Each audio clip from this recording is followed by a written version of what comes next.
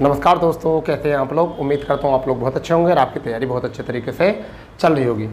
दोस्तों, आधुनिक इतिहास में राष्ट्रीय आंदोलन के घटनाक्रम को लेकर हम एक सीरीज बना रहे थे, जिसमें आज हमारी दूसरी क्लास है और हमने पहली क्लास में भारतीय राष्ट्रीय कांग्रेस के बारे में कल जिक्र किया था और आज जो हमारा टॉपिक है वह है बंगाल विभाजन।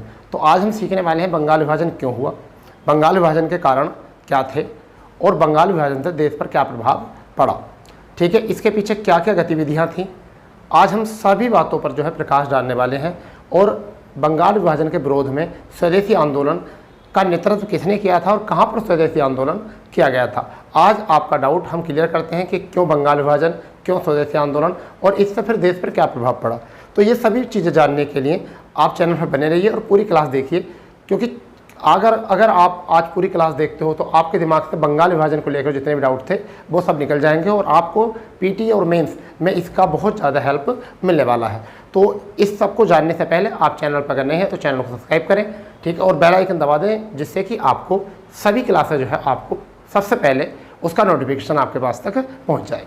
तो दोस्तों, सबसे पहली बात करते हैं बंगाल विभाजन क्या है, उसका कारण क्या था। तो देखिए, उस समय की बात है बंगाल विभाजन में कि 1885 में एक उदारवादी समुदाय के रूप में कांग्रेस की स्थापना की गई थी, जिसके द्वारा हम विनती प्रार्थना विनिमय के आधार पर ब्रिटिश सरकार से अपने नियमों व अपने आधारों को व अपने अधिकारों को मांगते थे। और इसके चलते ब्रिटिश सरकार जो है काफ़ी उस चीज़ का फ़ायदा उठा रही थी। और ब्रिटिश सरकार को दूसरा एक फ़ायदा यह भी हो रहा था कि भविष्य में किसी भी बड़े आंदोलन का होने का उन्हें कोई डर नहीं था। इसी के चलते जो है ब्रिटिश सरकार ने बंगाल विभाजन से पहले भी 1878 में बर्नाकुलर प्रेस एक्ट और इससे पहले भी एक साल पहले 1877 में दिल्ली दरबार का आयोजन किया, जिसमें कि बहुत सारा पैसा भारत का, बहुत सारा धन भारत का खर्च हुआ, जिसमें ब्रिटिश सरकार के तरफ से वहाँ से प्रिंसेस घूमने के लिए आते थे और यहाँ पर उनका स्वागत किया जाता था। तो ये 3 दरबार हुए थे, परंतु उसमें पहला दरबार 1877 में किया गया था और इसी बीच बहुत सारा धन जो है देश का उन पर खर्च किया गया।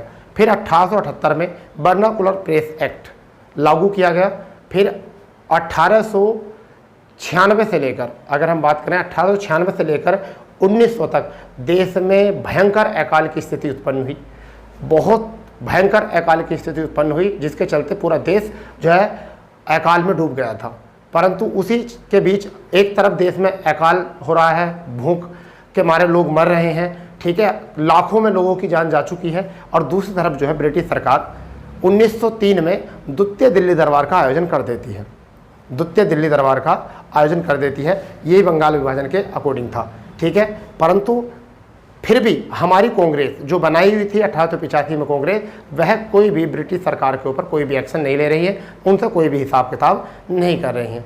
इसी बीच 1904 में विश्वविद्यालय एक्ट भी लागू कर दिया जाता है। तो एक दल उभर कर आता है सामने, जैसा हम कहते हैं उग्रवादी दल, ठीक है। और उग्रवादी दल उठने से पहले ही गवर्नर जनरल लॉर्ड कर्जन, एक गवर्नर जनरल थे इस समय पर लॉर्ड कर्जन, उनके मन में एक विचार आता है कि यदि भविष्य में किसी भी बड़े आंदोलन से अगर हमको बचना है तो हमें पहली बात यह है कि फूट डालनी पड़ेगी। तब उन्होंने एक विचार बनाया कि क्यों ना सबसे पहले इनके घर में फूट डालें। और उस समय पर भारत का सबसे बड़ा और सबसे सक्षम जो राज्य था वह बंगाल था, और उस बंगाल में बंगाल, असम और उड़ीसा प्रांतों को शामिल किया गया था, ठीक है। अब उसमें क्या था कि जो पश्चिम क्षेत्र था वह हिंदू बहुल क्षेत्र था और पूर्वी क्षेत्र जो था वह मुस्लिम बहुल क्षेत्र था, ठीक है। तो लॉर्ड कर्जन ने प्रशासनिक दावेदारी देकर, कैसी प्रशासनिक दावेदारी देते हुए बंगाल को 2 भागों में बांट दिया, जिसे हम कहते हैं बंगाल विभाजन। जबकि मेन मकसद जो था वह प्रशासनिक कारण नहीं था, मेन मकसद जो था, उद्देश्य क्या था, वह उद्देश्य था कि बढ़ती हुई भारत में हिंदू मुस्लिम एकता, यानी कि बढ़ती हुई भारत में हिंदू मुस्लिम एकता को तोड़ना। यानी कि जब हिंदू मुस्लिम एकता टूट जाएगी तो किसी भी बड़े आंदोलन की तरफ जाने से पहले 10 बार सोचेंगे, ये चल रहा था दिमाग में लॉर्ड कर्जन के, ठीक है। तो हम बात करने वाले हैं कि गवर्नर जनरल कौन थे, लॉर्ड कर्जन। उससे पहले बात करते हैं उद्देश्य क्या था बंगाल विभाजन का, हिंदू और मुस्लिमों की एकता को तोड़ना। निर्णय कब लिया गया निर्णय लिया गया था 20 जुलाई 1905 को, और विरोध कब किया गया था 7 अगस्त 1905 को, और लागू कब किया गया था 16 अगस्त 1905 को। 3 डेट बिल्कुल अच्छे से माइंड में क्लिक कर जानी चाहिए।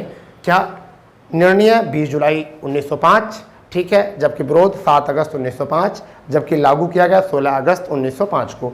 और वायसराय कौन थे इस समय पर, गवर्नर जनरल कौन थे, लॉर्ड कर्जन थे, ठीक है। अब इसका विरोध जो हुआ था वो स्वदेशी आंदोलन की शुरुआत से हुआ था, ठीक है, और स्वदेशी आंदोलन कहाँ पर हुआ था, टाउन हॉल कोलकाता। मगर उससे पहले भी, स्वदेशी आंदोलन से पहले भी आपको बात करनी पड़ेगी बंगाल विभाजन की। अब बंगाल का विभाजन जो किया गया था वो 2 रूपों में किया गया था, एक तो पूर्वी बंगाल के रूप में, ठीक है, और एक आपका पश्चिमी बंगाल के रूप में, जिसमें हमने बात अभी की है। पूर्वी बंगाल में पूर्वी बंगाल, असम, ये क्षेत्र शामिल थे जिसमें मुस्लिम बहुल क्षेत्र ज़्यादा था, ठीक है, यानी कि पूर्वी बंगाल और असम, क्या था, पूर्वी बंगाल और असम जिसमें मुस्लिम बहुल ज़्यादा क्षेत्र था, और इसकी राजधानी बनाई गई ढाका। क्या राजधानी बनाई गई, ढाका। जबकि पश्चिम बंगाल में पश्चिम बंगाल, बिहार, उड़ीसा, यहाँ पर क्या था, हिंदू बहुल क्षेत्र ज़्यादा था, और उसकी राजधानी जो बनाई गई, क्या बनाई गई, कोलकाता। तो देखिए ये कितने हिसाब से बात किया गया था, मुस्लिम और हिंदू बहुल को तोड़ा गया था, ना कि अगर बंगाल का प्रशासनिक कारण कोई होता विभाजन का तो वह उत्तर और दक्षिण में भी बंट सकता था, जिसमें आधे हिंदू आधे मुस्लिम, आधे हिंदू आधे मुस्लिम, ऐसा भी हो सकता था। परंतु कर्जन का विचार कुछ और ही था। कर्जन ने सोचा था कि फूट डालो और राज करो, यदि इनके परिवार में ही अगर फूट डल जाएगी तो फिर ये हमसे हिसाब किताब करना बंद कर देंगे, ठीक है, क्योंकि सबसे पहले अपनी प्रॉब्लम ही सोल्व करनी रहती है। अब इसका विरोध करते हुए बंगाल विभाजन का विरोध करते हुए एक आंदोलन शुरू होता है जिसका नाम है स्वदेशी आंदोलन। कौन सा आंदोलन शुरू होता है, स्वदेशी आंदोलन शुरू होता है, और स्वदेशी आंदोलन की घोषणा की गई थी 7 अगस्त 1905 को। अब देखिए ये हुआ है 7 अगस्त 1905 को, जब विरोध किया गया था तो विरोध के रूप में कब किया गया था, 7 अगस्त 1905 को, और स्थान कहाँ पर, टाउन हॉल कोलकाता में इसका शुरुआत की गई। प्रस्ताव जो दिया था इसका, बहिष्कार प्रस्ताव था, किसका, बंगाल विभाजन का बहिष्कार, और किसने दिया था, किसके सुझाव पर, कृष्ण कुमार मित्र। ये क्वेश्चंस बहुत इंपॉर्टेंट है, नाम याद रखना, कृष्ण कुमार मित्र। नेतृत्व जो किया गया अलग अलग स्थानों पर अलग अलग नेताओं के द्वारा। बंगाल में बाल गंगाधर तिलक ने जो किया गया था वो मुंबई और पुणे में किया, किसने, बाल गंगाधर तिलक ने जो किया मुंबई और पुणे में किया। लाला लाजपत राय ने जो किया पंजाब और यूपी में किया। सर हैदर रजा ने जो किया वह दिल्ली में किया, और चिदम्बरम पिल्लई ने मद्रास में किया। तो ये भी कई बार एलिमेंट करने के लिए आ जाते हैं। नारा जो था बंगाल विभाजन का वह था वंदे मातरम, विभाजन नहीं चाहिए, बंगाल एक है। क्या था नारा, वंदे मातरम, वंदे मातरम, विभाजन नहीं चाहिए, विभाजन नहीं चाहिए, बंगाल एक है। क्या, बंगाल एक है, बंगाल एक है। तो ये वाला जो है नारा दिया गया था इसी जगह पर, ठीक है, बंगाल विभाजन को लेकर, वंदे मातरम, विभाजन नहीं चाहिए, और बंगाल एक है। और जब बंगाल विभाजन हो गया, ठीक है, और ये स्वदेशी आंदोलन की जो घोषणा की गई थी विरोध, वो कब की गई थी, बनारस अधिवेशन में, कोलकाता के बनारस अधिवेशन में ये की गई थी इसकी घोषणा, ठीक है। अब जब बंगाल विभाजन हो जाता है तब क्या हुआ कि संपूर्ण बंगाल में क्या बनाया जाता है, शोक दिवस मनाया जाता है उस दिन को। और रविंद्रनाथ टैगोर के सुझाव से, किसके, रविंद्रनाथ टैगोर के सुझाव से राखी दिवस भी मनाया गया। एक दूसरे भाइयों को राखी बांधा गया और पूरा बंगाल जो है वो शोक में डूब गया। इस तरीके से बंगाल का विभाजन हुआ। ये था कारण कि बंगाल का विभाजन क्यों किया गया, बंगाल विभाजन कैसे हुआ। अब बात आती है बंगाल विभाजन से क्या प्रभाव पड़ा।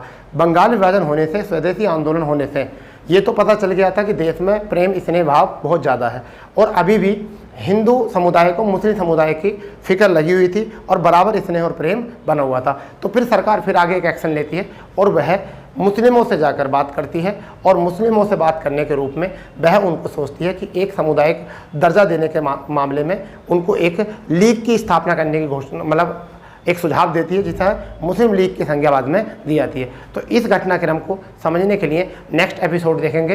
तो आज के एपिसोड में केवल इतना ही, हम एक एक एपिसोड में एक एक घटनाक्रम की बात करेंगे। अगर आपको हमारी सारे पॉइंट टू पॉइंट बातें या हमारे की पॉइंट और हमारे एपिसोड अगर आपको समझ में आ रहे हैं, ठीक है, तो आप चैनल को सब्सक्राइब करें और अपने दोस्तों में ज़्यादा से ज़्यादा शेयर करें।